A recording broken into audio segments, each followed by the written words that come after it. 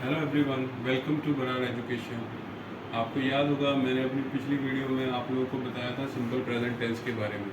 Simple present tense तो बताया था, लेकिन साथ में मैंने ये बोला था कि ये हम सिर्फ पॉजिटिव वाले कर रहे हैं। तो इस वाली वीडियो में हम कौन सा करेंगे? सिंपल प्रेजेंट टेंस करेंगे, लेकिन उसकी नेगेटिव फॉर्म। और पिछली वाली वीडियो में आप लोगों को याद होगा जब हमने वो सेंटेंस बनाए थे कि वह खाना खाता है, ठीक है, तो उसमें हमने कोई भी हेल्पिंग वर्ब का यूज़ नहीं किया था, लेकिन इस नेगेटिव फॉर्म में हेल्पिंग वर्ब आ जाएगी। ठीक है, पिछली वीडियो में हमने देखा था वह खाना खाता है, ही ईट्स फूड। हमने क्या लिखा था? ही ईट्स फूड, मतलब वह खाना खाता है। He subject, eats form of verb, food object, लेकिन कोई भी हेल्पिंग वर्ब नहीं थी।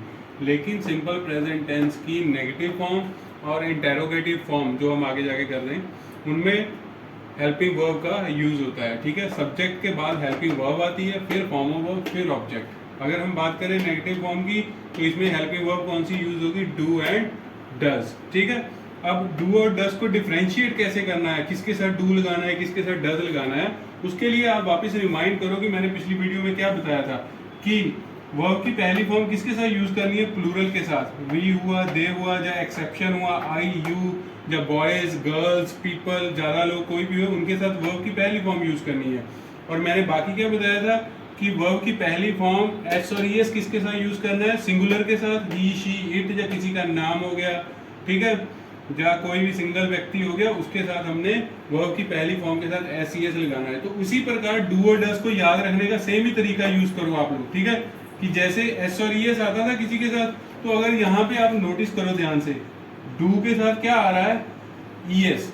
तो इसका मतलब ई एस वाले किसके साथ आते हैं? सिंगुलर के साथ। तो ये डज किसके साथ प्रयोग किया जाएगा?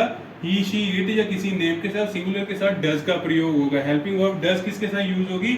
जैसे ही हमने पॉजिटिव वाले टेंसेस में किया था कि वर्ब की पहली फॉर्म एस ई एस, इसी तरह ये डू वर्ब की पहली फॉर्म है, उसके साथ ई एस लगा हुआ है, तो उन सब के साथ, सिंगुलर के साथ, ही, शी, इट, नेम के साथ वर्ब की पहली फॉर्म एस ई एस के साथ डज का प्रयोग करना है आप लोगों ने। ठीक है, तो डू, बाकी बचा डू। अगर आप फॉर्म ऑफ वर्ब्स में पढ़ो, डू पहली फॉर्म होती है, डिड दूसरी, डन तीसरी। अब हम पहली फॉर्म उठाते हैं। तो मैंने आपको पिछली वीडियो में यही बताया था कि जैसे मैं क्रिकेट खेलता हूँ, आई प्ले क्रिकेट, आई के साथ फर्स्ट फॉर्म वर्ब, वे क्रिकेट खेलते हैं, दे प्ले क्रिकेट, सबके साथ वर्ब की पहली फॉर्म यूज होती थी। कौन से थे वो सारे? ये वाले, we, they, I, you, plural वाले सारे के साथ वर्ब की पहली फॉर्म।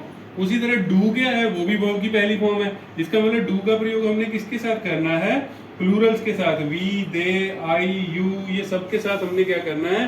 वर्ब की पहली फॉर्म डू यूज करनी है। ठीक है, लेकिन इन सब चीजों में ध्यान देने वाली बात एक और है, ठीक है, लेकिन वो स्पेशली डज वाले में। ठीक है, अगर आप डज वाला यूज करते हो उसमें एक चीज ध्यान देने वाली है, वो क्या है कि जब भी हमने डज वाले सेंटेंसेस बनाने हैं उसमें अगर हमने एक बार डज का प्रयोग कर दिया, एक बार ईएस का प्रयोग कर दिया, तो उसके बाद जो फॉर्म ऑफ वर्ब आएगी, ये वाली आगे हेल्पिंग वर्ब के बाद डज के बाद ये फॉर्म ऑफ वर्ब भी तो आएगी ना, लेकिन वो फॉर्म ऑफ वर्ब फिर वी वन ही रखनी है, फिर ईएस वगैरह या ऐसे नहीं लगाना है, क्योंकि एक सेंटेंस में सिर्फ एक बार ही हम इस चीज का यूज कर सकते हैं।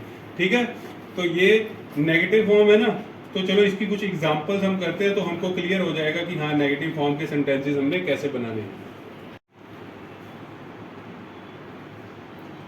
ओके स्टूडेंट्स, तो नेगेटिव फॉर्म में हम सबसे पहले बात करते हैं डू नॉट की। ठीक है, डू नॉट किसके साथ आता है? मैंने अभी अभी आपको बताया है कि वो किसके साथ? प्लूरल के साथ आएगा। ठीक है, प्लूरल या एक्सेप्शन आई और यू के साथ। ठीक है, एग्जाम्पल के लिए हम देखते हैं, तुम स्कूल नहीं जाते हो। आप लोगों को याद होगा मैंने बताया लास्ट में हो, है, कुछ भी हो तो वो प्रेजेंट है। सिंपल जानने के लिए हमने उसका सेकंड लास्ट देखना है, ते। ठीक है, ते, सब में ते है ना, तो पता चल गया ये सिंपल प्रेजेंट टेंस है। लेकिन नेगेटिव फॉर्म है तो हेल्पिंग वर्ब के साथ आएगा। तुम स्कूल नहीं जाते हो, ठीक है, तो तुम मतलब यू आ गया ना, मैंने आपको अभी अभी बताया यू के साथ क्या आएगा? Do not. तो ये हमारी हेल्पिंग वर्ब हो गई। ठीक है, गो हमारी फॉर्म ऑफ वर्ब हो गई, और स्कूल क्या है हमारा?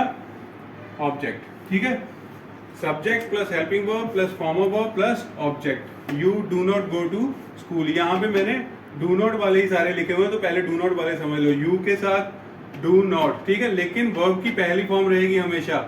आप ये बात याद रखना, नेगेटिव फॉर्म जब भी करनी है, भले ही वो डू नॉट वाली है, डज नॉट वाली है, फिर फॉर्म ऑफ वर्ब वन ही रहेगी। ठीक है, तो पहली फॉर्म ऑफ वर्ब जाने की क्या होती है? Go. You do not go to school. ठीक है, अब इसके बाद हम सेकंड वाला देखते हैं, हम फल नहीं खरीदते हैं। ठीक है, हम मतलब वी, नहीं मतलब डू नॉट, खरीदना मतलब बाय, फर्स्ट फॉर्म बाय रहेगी, ठीक है। फ्रूट्स, तो इसमें भी वही आप चीज आपने देख लेना है, वी सब्जेक्ट, ठीक है।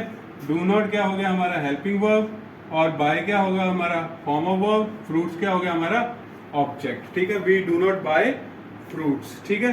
अब प्लूरल में हम लड़के, जैसे ये भी क्या है प्लूरल, लड़के पत्र नहीं लिखते हैं, लड़के मतलब बॉयज, पत्र नहीं लिखना मतलब डू नॉट, लिखने की इंग्लिश राइट, ठीक है।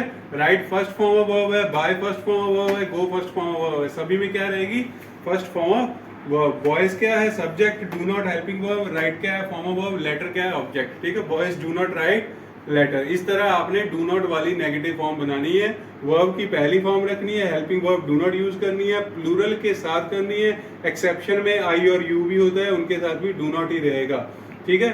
तो ये आप लोगों को क्लियर हो जानी चाहिए बात। अब बात करते हैं हम इंटेरोगेटिव फॉर्म, इंटेरोगेटिव फॉर्म की नहीं, ठीक है।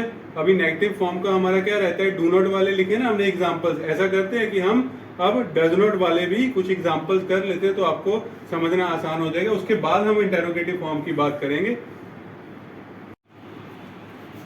ओके स्टूडेंट्स, अभी हमने बात की थी डू नॉट वाले की, अब हम बात करेंगे डज नॉट वालों की, ठीक है। डज नॉट किसके साथ आता है मैंने आप लोगों को समझा दिया है, ठीक है। और मेरे को ये लगता है कि जिस तरीके से मैं आप लोगों को अब समझा रहा हूँ तो आप लोगों को अच्छे से समझ आ जाना चाहिए टेंस। इससे इजी मेथड आपको कभी नहीं मिलेगा, ठीक है। तो सबसे इजी मेथड यही है ना, लास्ट की पहचान करो, सेकंड लास्ट की, फिर उसके रूल्स के हिसाब से अप्लाई कर दो उसको, ठीक है। डज के लिए हमने किसके साथ यूज करना है, डज का सिंगुलर्स के साथ, ही हुआ, शी हुआ, इट हुआ, या किसी का नाम हुआ, है ना। तो अगर हम एग्जाम्पल्स देखें इसकी, मेरे पिताजी पैसे नहीं देते, अब यहाँ पे पिताजी देखो है ना, मतलब माई फादर, ठीक है। तो ये क्या है यहाँ पे हमारा सब्जेक्ट बन गया है ना, माई फादर, नहीं देते हैं, फादर एक ही है ना, सिंगुलर है, तो डज नॉट आया, ठीक है। Does not form of verb कौन सी है, ये हमारी हेल्पिंग वर्ब हो गई, ये हमारी फॉर्म ऑफ वर्ब हो गई, और ये हमारा ऑब्जेक्ट। एक चीज का ध्यान रखना, मैंने पहले भी बोल दिया आपको, भले ही डू नॉट है भले ही डज नॉट है, जब इन दोनों का यूज हो गया, भले ही नेगेटिव फॉर्म में भले इंटेरोगेटिव फॉर्म में, तो वर्ब की पहली फॉर्म ही रहेगी, फिर कोई एस सी एस कुछ नहीं आएगा, वर्ब की पहली फॉर्म ही रहेगी। माई फादर, यहाँ पे डज आ गया ना, क्योंकि यहाँ पे ऑलरेडी ईएस आ चुका है, तो फिर ईएस नहीं लगा सकते हम, एक सेंटेंस में दो बार ईएस का यूज नहीं कर सकते, तो इसलिए my father does not give money, ठीक है। उसी प्रकार अगर हम सेकंड एग्जांपल देखें, वह कपड़े नहीं धोती है, ठीक है। तो वह मतलब धोती है, मतलब लड़की हुई ना, तो शी, ये क्या हमारा subject, does not helping verb हो गया, wash form of verb, close क्या हो गया ऑब्जेक्ट, ठीक है। तो इस प्रकार सेंटेंस बनाना मेरे को ये लगता है कि बहुत ही इजी हो जाते हैं, आपको सब कुछ पता चल गया कि ये प्रेजेंट टेंस है, ये सिंपल प्रेजेंट टेंस है, उसमें डू डज का प्रयोग करना है नहीं करना है, तो और भी इजी है, ठीक है। अब अगली एग्जांपल हम देख लेते हैं, राम किताब नहीं पढ़ता है, ठीक है। तो हमको पता चल गया कि ये नेगेटिव फॉर्म में है, तो डू डज का प्रयोग तो होगा, लेकिन डिसाइड करना है कि डू होगा कि डज। तो राम सिंगुलर है और एक नाम है, तो रूल्स के हिसाब से हमने इसके साथ डज नॉट का प्रयोग करना है, ठीक है। पढ़ने की इंग्लिश रीड होती है, उसकी फर्स्ट फॉर्म रीड ही होती है, और क्या पढ़ता है बुक, ठीक है। Ram does not read book. तो ये हमने नेगेटिव फॉर्म भी इसकी कर ली, सिंपल प्रेजेंट टेंस की हमने पॉजिटिव एफर्मेटिव फॉर्म कर ली, नेगेटिव फॉर्म कर ली।